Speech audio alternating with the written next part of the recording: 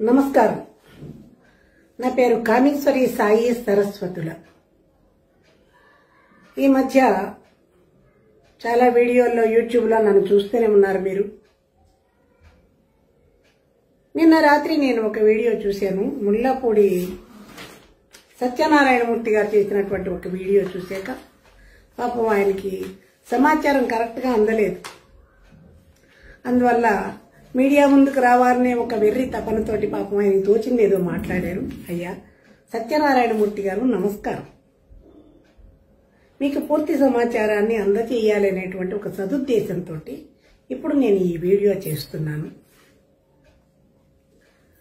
ఒక సంతోషం అయింది కొంతవరకు మీ వీడియో. ఎందుకంటే ఒక్కపడి నా గురువులందరినీ నాకు గుర్తు చేసుకొని సంతోషపడేటువంటి ఒక సంతోషాన్ని నాకు ఇచ్చారు. మీరు ముందుగా మాట్లాడుతూ ఏమన్నారు, అసలు కామేశ్వరికి ఆ నీచుడు వాడి పేరు నేను ఎత్తాను, నీ గురువు కదా ఆయనకి ఏమీ సంబంధం లేదు అన్నావు. 40 సంవత్సరాల క్రితం మా గురువు గారు 40 ఏళ్ల నుంచి నాకు తెలుసు స్త్రీ పంచి అలా నలగకుండా కట్టుకుని వస్తారు. ధర్మమే మాట్లాడతారు, నీతే మాట్లాడతారు. అవినీతి అధర్మం ఆయనకి తెలియదు. 40 సంవత్సరాలుగా చూస్తున్నాము. అక్కడ ఉన్నటువంటి మేము అంటూ ఒక్కొక్కరి పేర్లు చెప్పుకొచ్చారు. రేమళ్ళ సూర్యప్రకాష్ శాస్త్రి గారు. అయ్యా సత్యనారాయణమూర్తి గారు, మీకు తెలుసలేదు, నేను రాజమండ్రిలో చదువుకున్నా.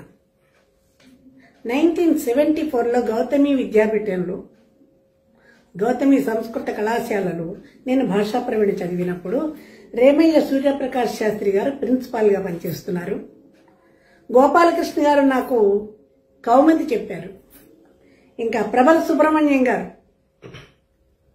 బాలవ్యాకరణం చాలా అభిమానంగా చెప్పినటువంటి మా గురువు గారు, ఆయనకి శతాధిక వందనాలు. ఇంకా అక్కడే సాహిత్య విద్యాబోధన చేస్తున్నటువంటి కరిపత్తి పురుషోత్తమ శాస్త్రి గారు, మీకు తెలుసున్నారులేండి, ఆయన మా పెదనాన్నగారు. ఆ సంస్కృత కళాశాలలో నేను భాషా ప్రవీణ చదివాను.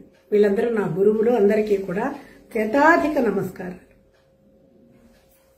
వీళ్ళ గురించి చెప్తాయినా చివరిలో బేతవాళ్ళు రామబ్రహ్మం గారు, ఇప్పుడు మీరు చెప్తున్నటువంటి వీడియోల్లో వైరల్ అవుతున్నటువంటి గురువుగారు, హీరో గారు ఉన్నారు కదా, ఆయన మీ గురువు గారు కదా. ఆయనకి స్నేహితుడట బేతవాళ్ళు రామబ్రహ్మం గారు. గురువు గారు ఆయన, స్నేహితుడు కాదు. బేతవాళ్ళు రామబ్రహ్మం గారు సామాన్య వ్యక్తి కాదు. చేతులెత్తి నమస్కరించవలసినటువంటి సంస్కారం కలిగినటువంటి ఒక వ్యక్తి. నేను ఆయనకి చాలా గౌరవాన్ని ఇస్తాను. వాళ్ళ పిల్లవాడు గుంటూరులో మా విద్యార్థి, మేమిద్దరం అక్కడ పనిచేస్తున్నప్పుడు వాళ్ళ పిల్లలకి మేము విద్యాబోధన చేసాం.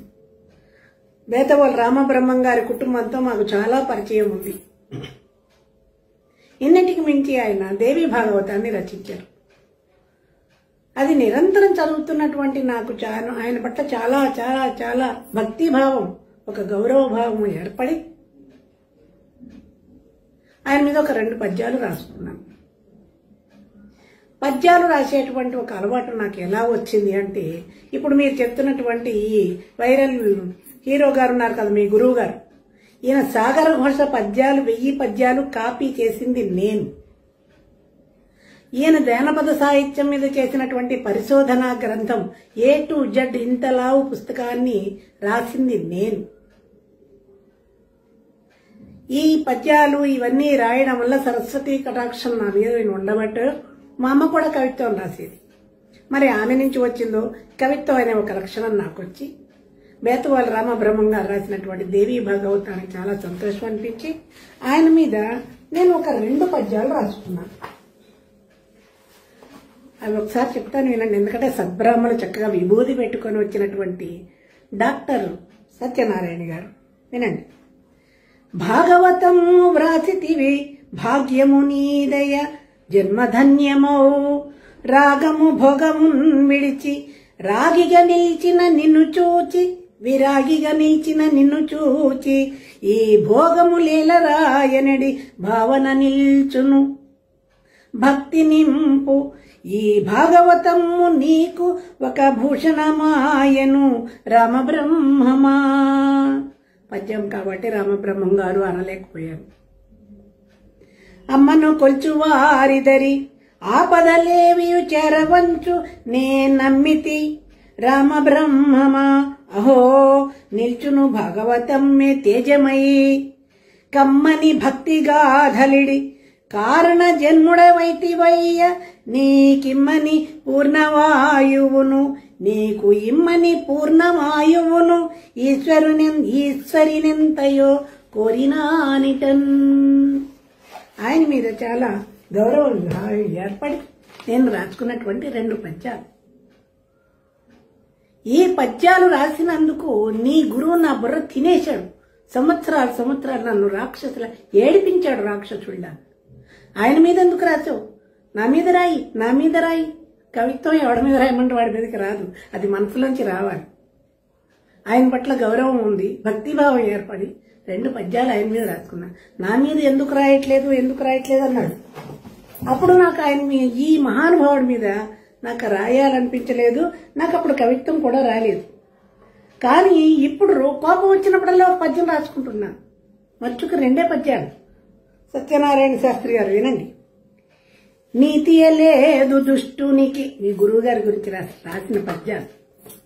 నీతియలేదు దుష్టునికి నీటుగా మాటలు చెప్పునేలను ఖ్యాతికి ప్రాకులాడునిలా ఖాతరు చేయడు ఎవ్వనేనియున్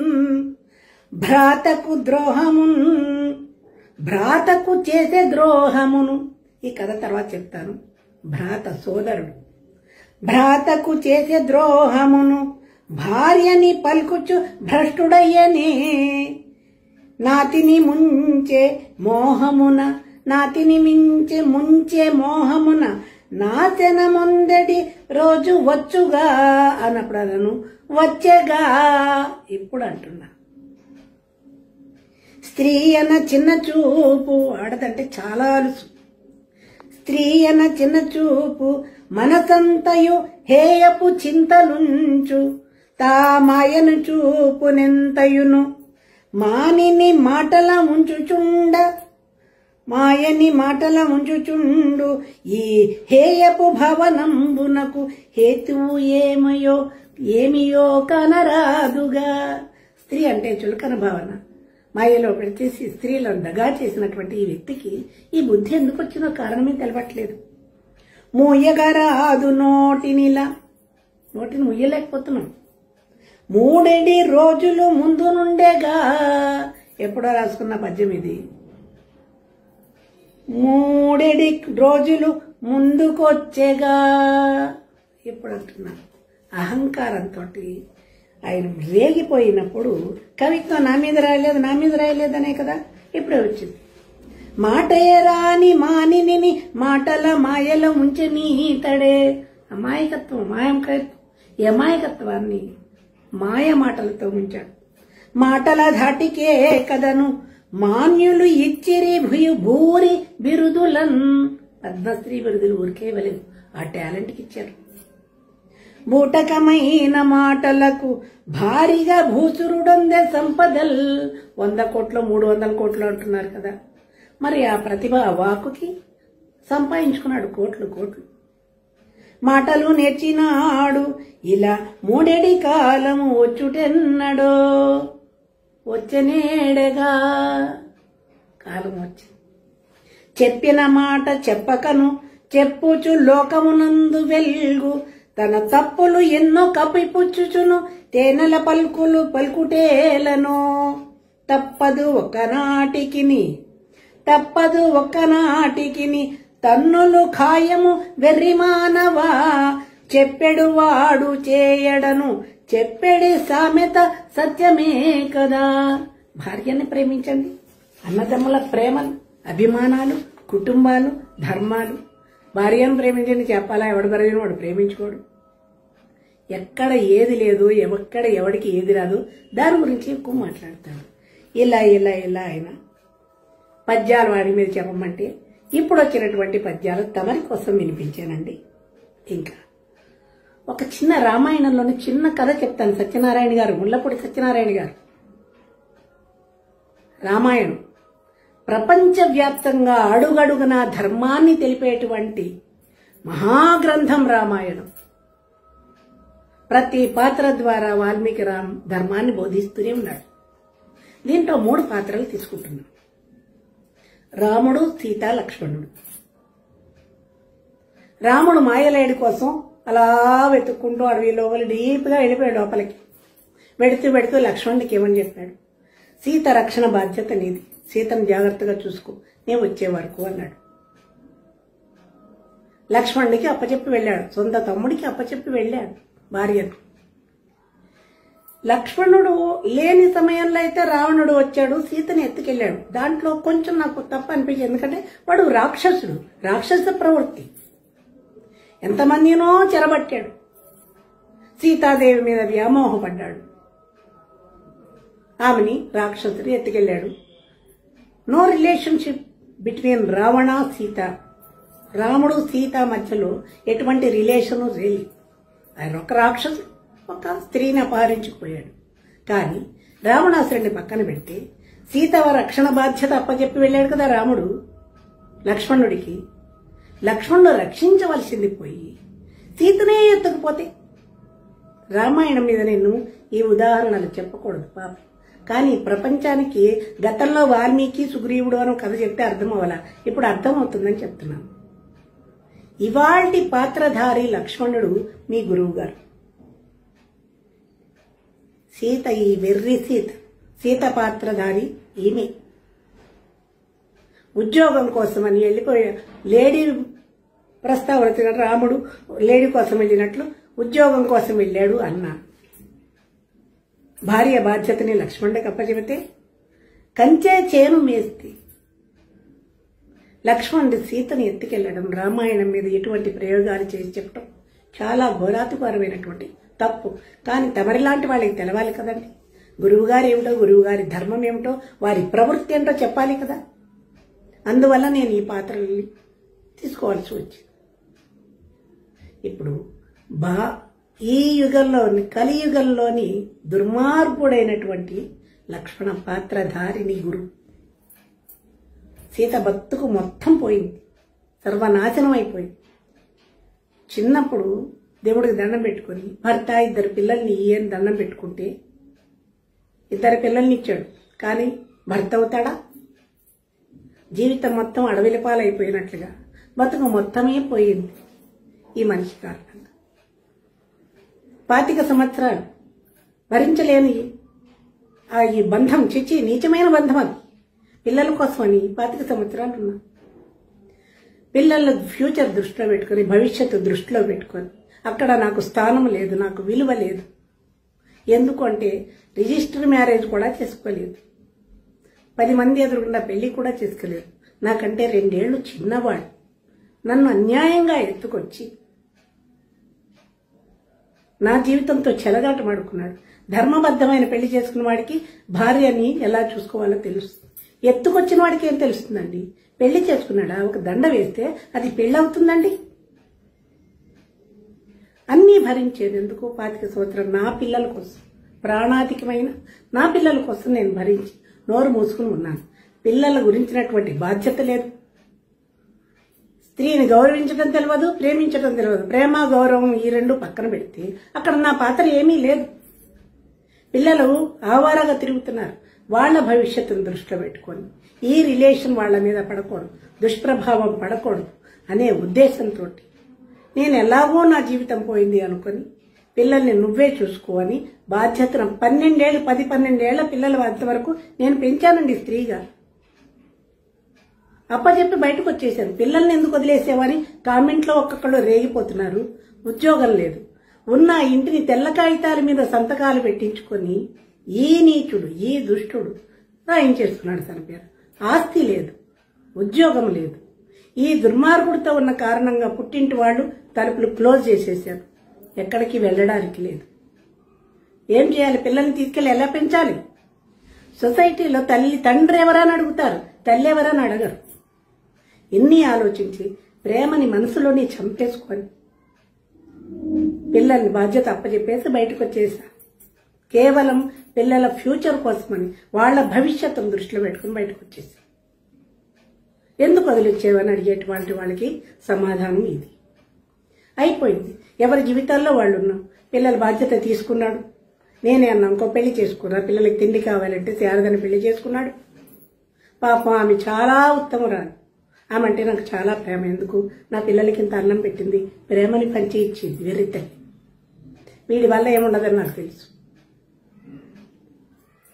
అందువల్ల తర్వాత ఈయన బాధ్యత టేకప్ చేసుకున్నాడు. ఈ నీచుడు పిల్లల్ని పెద్ద చేశాడు, చదువులు చదివించాడు, పెళ్లిళ్ళు చేశాడు. అక్కడ కూడా నాకు సంతోషమే. మంచి వచ్చాడు, పిల్లల్ని టేకప్ చేశాడు, వాళ్ళని ఒక దారికి తీసుకొచ్చాడు. ఆ సంతోషం నాకు ఎప్పటికీ ఉంది. వాళ్ళు అక్కడ బాగానే ఉన్నారు. ఇక్కడ నేను ఆధ్యాత్మికమైన చింతనలోకి పోయి అన్ని బంధాలు దూరం అయిపోయాయి అని నిరంతరం పిల్లల్ని తలుచుకుంటూనే దీపం పెట్టుకుంటున్న ఆయుధ నా పిల్లలకి దేవుడా అని దీపం పెట్టుకుని వాళ్ళని గుర్తు చేసుకుని క్షణమే లేదు తల్లిని కదా, ఒళ్ళు కొవ్వి వదిలి రాలా. వాళ్ళ భవిష్యత్తు కోసం నేను వచ్చాను. ఇప్పటి వరకు 24 అవర్స్ పిల్లల గురించి నేను ఆలోచిస్తాను. వాళ్ళ ఆలోచనల్లోనే నేను బతుకుతున్నా, ఋషిలా బతుకుతున్నా, ఆధ్యాత్మిక చింతనతోటి. బయటకు ఎందుకు పనికిరావన్నాడు మీ గురువు నీచుడు. సంస్కృతం ఎంఏ చేశాను, తెలుగు ఎంఏ చేశాను, మ్యూజిక్ ఎంఏ చేశాను. ఇవాళ కళాశాలలో, ప్రైవేట్ కళాశాలలో సంస్కృతం లెక్చరర్గా పనిచేస్తున్నాను. బయటకు వచ్చేసిన 2001 23 ఆగస్టు 23 బయటకు వచ్చేసాను. అప్పటి నుంచి నేను కష్టపడ్డాను. కొద్ది రోజులు తినడానికి తిండి లేక ఉపవాసాలు ఉన్నాను. నీళ్లు తాగి బతికాను. ఒంటరి ఆడది సొసైటీలో బతకడం ఎంత కష్టమో మీలాంటి మగాళ్ళకు తెలియదు. ఎన్నో కష్టాలు పడి భగవంతుడు నా పట్ల ఉన్నాడు కాబట్టి ఇవాళకి స్టాండ్ అయిపోయి బతుకుతున్నాను, ధైర్యంతో బతుకుతున్నాను. ఇటువంటి కామేశ్వరి గారికి ఆయనకి ఏమీ సంబంధం లేదు. 40 అంటే ఇప్పుడు 25 సంవత్సరాల తర్వాత ఈ విషయాలు ఎందుకు అని చాలా మంది అడుగుతున్నారు. దానికి కారణం 10 నెలల క్రితం. ఇప్పటికీ ఆ పాండిత్యం మీద ఇప్పటికీ గౌరవమే. నాకు చిన్నప్పటి నుంచి చూసేది ఒక ఊరి వాళ్ళమండి. సత్యనారాయణ శాస్త్రి గారు పక్క ఇళ్ల వాళ్ళం. మీకు 40 సంవత్సరాలుగా తెలుసు, 65 సంవత్సరాలుగా ఆ నీచుడు నాకు తెలుసు. పక్క ఇళ్ల వాళ్ళం. అందరం కలిసి ఊళ్ళో పిల్లలు ఆడుకునేవాళ్ళం. అందరం కలిసి కెనడీ హై స్కూల్ కాశీపాడు అనే చోట చదువుకున్నాం. జీవితం మొత్తం వాళ్ళమ్మ వీడిని ఎత్తుకోవడం నాకు తెలుసు. చిన్నప్పటి నుంచి 18 పురాణాలు చదివినటువంటి పరాయి స్త్రీ తల్లితో సమానం అన్నటువంటి ఈ నీచుడు, ఈ దుర్మార్గుడు తల్లి వరసనే ఖూనీ చేశాడు. నిరంతరం తర్వాత జీవితంలోకి వచ్చాక ఇద్దరి పిల్లల్ని నేను చూసుకుంటూ ఉంటే నిరంతరం 24 అవర్స్ పుస్తక పఠనంలో లీనమైపోయి తన భవిష్యత్తుకి బాటలు వేసుకుని ఎంత కష్టపడ్డాడో కళ్ళారో నేను చూశాను. నాకు తెలుసు. సరస్వతి కటాక్షం పరిపూర్ణంగా ఉన్నటువంటి వ్యక్తి కాబట్టి ఆ వాక్చాతుర్యంతో ప్రపంచాన్ని కట్టిపడేసి తన వైపు తిప్పుకోగలిగాడు. వృత్తి వేరు, ప్రవృత్తి వేరు. పాండిత్యాన్ని సంపాదించాడు, వాక్కులో సరస్వతిని పలికించాడు. కానీ నీచమైనటువంటి ప్రవృత్తితోటి దగా చేశాడు. జీవితం మొత్తం కోల్పోయిన నేను నోరు మూసుకుని ఎందుకున్నాను? పిల్లల కోసం ఆగాను. తర్వాత అర్థమైంది. తన భవిష్యత్తుకు నేను అడ్డొస్తున్నానని వెళ్ళిపో అన్నాడు. హింస పెట్టాడు. హింస అవి చెప్పే హింసలు కాదు. నేను అవన్నీ చెప్పదలుచుకోలేదు. పడ్డాను. పడి చివరికి ఆలోచించాను. ఇక్కడ నా ప్రమేయం ఏమి లేదు. 10 సంవత్సరాలు 12 సంవత్సరాలు పిల్లలిద్దరికి, గురుజాడకి 10 ఏళ్ళు, శ్రీశ్రీకి 12 ఏళ్ళు. రేపుని చంపుకొని బయటకు వచ్చా. ఇంకో పెళ్లి చేసుకున్నాను. శారదను చేసుకున్నాడు. కష్టపడ్డాడు, ఒక స్థాయికి వచ్చాడు, పద్మశ్రీలు సంపాదించాడు, ప్రపంచంలో కీర్తి గడించుకున్నాడు, కోట్లు సంపాదించుకున్నాడు. వాళ్ళు చెప్తున్నారు కదా, నేను సంతోషం. ఇప్పటికి నా పిల్లలు కోట్లకి వారసులు, పెళ్లిళ్ళు చేసుకున్నారు, సుఖంగా ఉన్నారని నేను చాలా సంతోషపడుతూ ఉన్నటువంటి ఈ సందర్భంలో ఎందుకు బయటకు వచ్చేవని అడుగుతున్నారు కదా. రాకపోదును, జీవితంలో బయటకు రాకపోదును. ఎందుకంటే మా తుచ్చమైనటువంటి చరిత్ర నా పిల్లలకి తెలియవద్దు, వాళ్ల మీద ఈ ప్రభావం పడవద్దు అని నేను అనుకున్నాను. కానీ ఆ నీచుడు, నీచాధముడు మీ గురువు యూట్యూబ్లో భారత భాగవతాలు, రామాయణాలు చెప్పుకుంటే పర్వాలేదు, కూర్చున్నాడు. మా శారద భుజం మీద చేసి మా అమ్మ చేసిన పెళ్లి, ఆమె పిల్లలు, అది కూడా ఒప్పుకున్నా.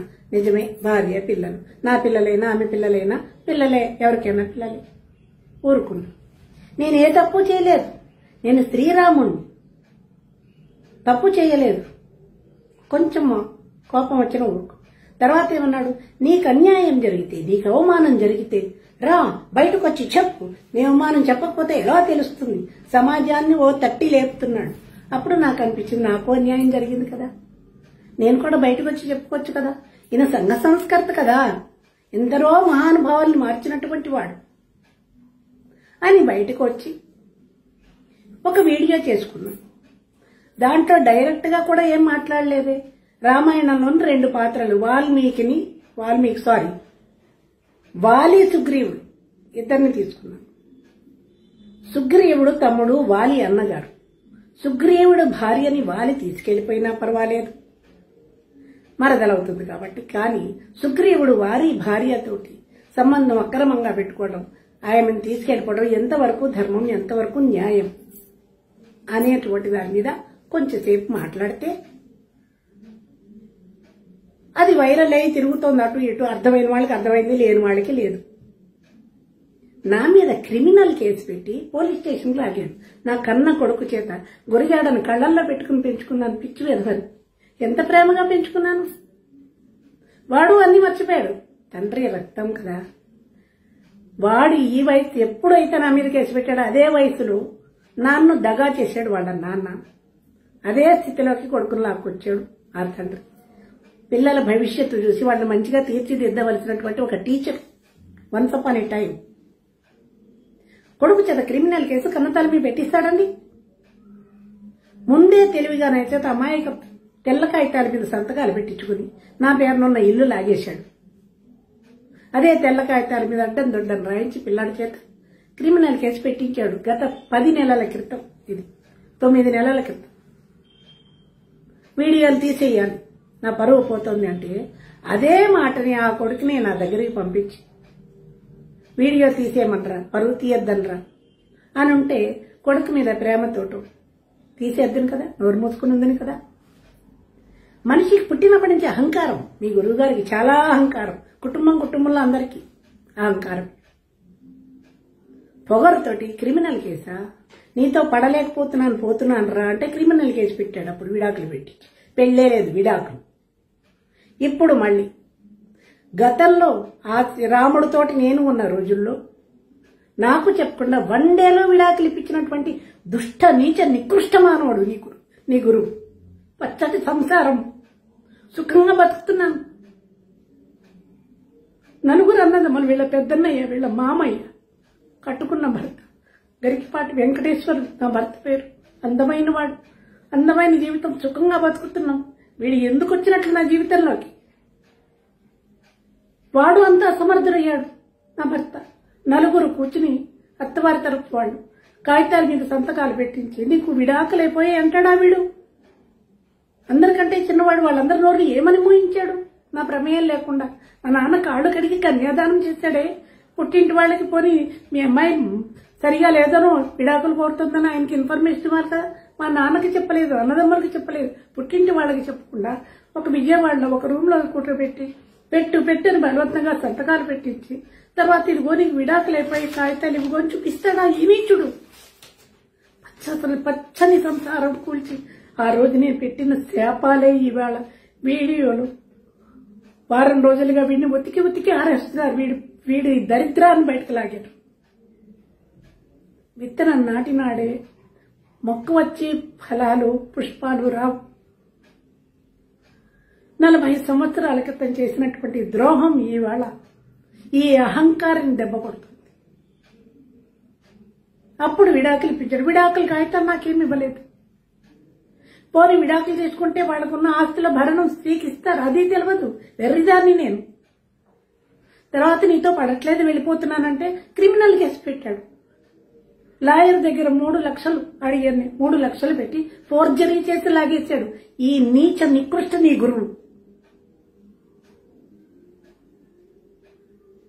ధనం లాగేశాడు. నా కుటుంబం బాగా డబ్బులున్నటువంటి ధనం ఉన్న కుటుంబం అని మా అమ్మ వెర్రిదయ్యి ఇన్ని నగలు వేస్తారు, సుఖపడతాను అని ఆ ఇంట్లోకి అత్తగారింటికి పంపించింది. మా అమ్మ పిచ్చిదయ్యి బతుకు బండలైంది. అప్పుడు క్రిమినల్ కేసా?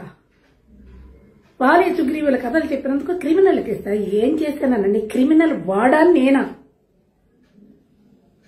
కుటుంబంలోంచి దగా చేసి నన్ను ఎత్తుకొచ్చిన వాడు క్రిమినల్. నాకు తెలియకుండా నా ఆస్తి తెల్ల కాగితాల మీద సంతకాలు పెట్టించిన వాడు క్రిమినల్. ఒక్క రోజులో విడాకులు ఇప్పించి నా బతుకును బండన చేసిన వాడు క్రిమినల్. ఇన్ని పెట్టి క్రిమినల్ కేసు నా కన్న కొడుకు చేత నా మీద పెట్టిస్తారా? 60 సంవత్సరాలు వచ్చి 25 సంవత్సరాలుగా నా కష్టంలో నేను బతుకుతున్నాను. ఎవరి జోలికి రాలేదు, ఎవరి ఎండ లేదు, పుట్టింటి అడ్డ లేదు, ఎవరి ఎండ లేదు. ఒక్కదాన్ని హైదరాబాద్ లో రోడ్ల మీద పరిగెత్తించారు. వయసులో ఉన్న నన్ను ఎన్ని కష్టాలు పడ్డాను. భగవంతుడు అనేవాడు నా వెనకాల ఉండబట్టి ఇవాళ నేను మనిషిలా నిలబడ్డాను. అటువంటి నా మీద క్రిమినల్ కేసులు పెడితే మనసు బాధపడింది. పోలీస్ స్టేషన్ పంపిస్తారని నన్ను గౌరవనీయమైన కుటుంబంలో పుట్టి పెరిగాను నేను. 60 సంవత్సరాలు వచ్చి నన్ను పోలీస్ స్టేషన్ తీసుకెళ్లి పోలీస్ స్టేషన్ లో పెట్టిస్తాడా? అయిపోయిన కాలం అయిపోయింది అనుకున్నాను. బయటకు వచ్చాను, వీడియోలు తీయించేస్తాను. పుట్టింటి పేరుతోటి నేను వీడియోలు చేసుకుంటాం. ఇంత ప్రేమగా పెంచిన నా గురజాడ నా మీద ఇటువంటి కేసు పెట్టాడని బాధతోటి 2 వీడియోలు చేస్తున్నా 9 నెలల క్రితం. ఆ 9 నెలల దాంట్లో నేను బ్లేమ్ చేస్తున్నా. నేను ఏడ్చుకుంటూ నా దురదృష్టం కోల్పోయాను. పిల్లల్ని నా బతికిలా అయిపోయింది. పెళ్లిళ్ళు, నోములు, వ్రతాలు చేసుకోవాల్సినటువంటి కుటుంబంలో పుట్టి ఆ ఆలోచన నేను ఇలా అయిపోయాను అని బాధతోటి 2 వీడియోలు చేసుకుంటే, మరి ఇప్పుడు వీడియోల్లోకి వస్తున్నటువంటి వీళ్ళందరూ 9 నెలల నుంచి ఏం చేశారండి? 9 నెలలుగా ఉన్నటువంటి నా వీడియోలను ఉపయోగించుకుంటూ నా ఫోటో పెట్టి అప్పుడు నేను పడిన బాధలన్నీ ఇప్పుడు అప్లై చేస్తూ ఎవడు పడితే వాడు వచ్చి మీడియాలో మాట్లాడుతున్నారు. యూట్యూబ్లో నిమిషానికి ఒకడు వీడియో చేసి పెడుతున్నారు. ఈ వీడియోలు ఎవరు చేస్తున్నారు? నన్ను అన్నాడు. నన్ను ఎవరు? సత్యనారాయణమూర్తి గారు తమరు నిన్న ఇంటర్వ్యూలో ఇంతకాలానికి 10 ఏళ్లకి పిల్లలు గుర్తుకొచ్చారా? ఆయన 100 కోట్లు 300 కోట్లు సంపాదించాడు కాబట్టి ధనం కోసం వచ్చానని తమరే అంటున్నారు యాంకర్తో. మీకు తెలియదు సత్యనారాయణమూర్తి గారు, రాజమండ్రి నుంచి మీరు ఫ్యామిలీతోటి హైదరాబాద్ రండి, మీ స్టేషన్కి కారు పంపిస్తా. నా ఇంటికి వచ్చి నా వైభవం ఏంటో, నా సంపద ఏంటో, నేను కష్టపడి 3 MAలు చేశానండి. సంస్కృతం, తెలుగు, మ్యూజిక్. అమెరికా వాళ్ళకి ఆన్లైన్లో క్లాసులు చెప్పుకుని పాఠాలు చెప్పుకుంటూ ఇంట్లో సంగీతం నేర్పుకుంటూ సంస్కృతం పాఠాలు కళాశాలలో చెప్పుకుంటూ సంపాదించిన ధనంతో నేను నా జీవితానికి సరిపడ సంపాదించుకున్నాను. నా వైభవం చూడాలంటే రండి హైదరాబాద్. వారం రోజులు చక్కటి ఆతిథ్యం మంచిగా వండి పెడతాను.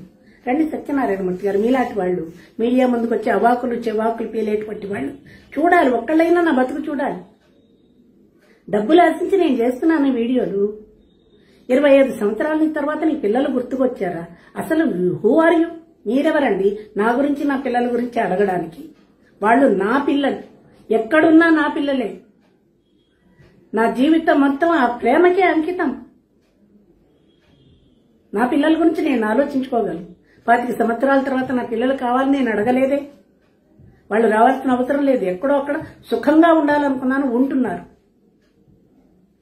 వాళ్ళ జీవితంలో దగా చేసిన వాడు మాట్లాడట్లేదు, బాగానే ఉన్నాడు. దగా పడిన నేను కూడా బాగానే ఉన్నాను, మాట్లాడట్లేదు. మధ్యలో మీరందరూ రేగిపోతున్నారు ఎందుకండి?